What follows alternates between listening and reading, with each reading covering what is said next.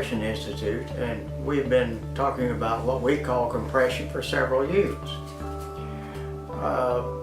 We hope we will engage you a little more in furthering our discussion of compression. Got a new name for it. Just call it the greatest compression. And this comes from economists occasionally referring to the great leveling or decrease in income inequality that occurred during the World Wars and particularly the Depression of the 1930s. The greatest compression is beyond that.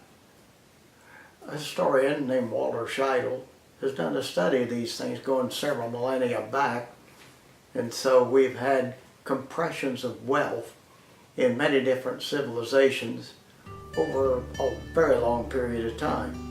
The way it works is some big disaster, a plague, a sudden change in weather, other things, including some social collapse for some reason, have caused people to, not through their own volition, have a great leveling in the wealth disparity among them. After that happens, why the whole progress thing begins again, and they'll resume inequality. Now, if we talk about the greatest compression, that's something that humanity has not experienced before, at least not in the way it appears to be beginning now. What are we going to do? Well, how do we learn to live a pretty good life and be very frugal about it? Use a lot less. Have an economy that is much more local, uses less energy, uses less material, and yeah, you can recycle. There are a lot of technical things that can be done. Many of us are somewhat familiar with these, at least in concept. We don't do it very well because we're not emotionally and mentally geared to do it given the system we now have. It's based on growth, growth, growth. Now, one aspect of this that's frequently mentioned is, well, we can't grow the population anymore. To some extent that's happening.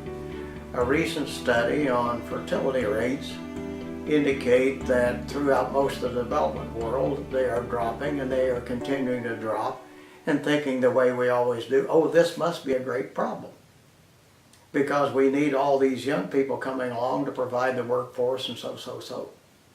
Well, very few people that I know of that are 65 or older are truly retired right now. They keep working, and some of them can't stop working because in the current system they couldn't keep living if they did. So now what? Suppose we have about as many people or more people retired than we do formally retired than we do under the age of 20. Maybe that whole line of thinking needs to evaporate. It's an artifact of the industrial world. If we don't have one like that anymore, we don't need to think that way.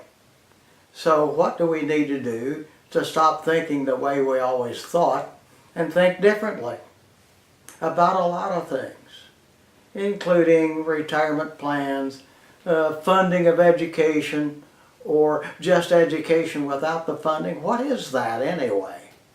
So you've got to get into a lot of fundamental questions. What's our ambition? What do we think a good life is? What's success? What's wealth anyway? Who cares? And so we can probably learn to live pretty well and be much more frugal doing it, and probably be a lot more happy. And if you talk about an expansionary kind of economy that we've had in the last couple hundred years, what is it? Bubble and bust, bubble and bust, bubble and bust. How do we have a much more stable existence in an era that we'd call the greatest compression? We'd like you to help us. We need to really dig into this because we don't begin to have all the answers. Maybe you do. Would you like to become the leader of a learning group? We'll be setting up some teleconferences and webinars to help you get into this. We hope you'll join us.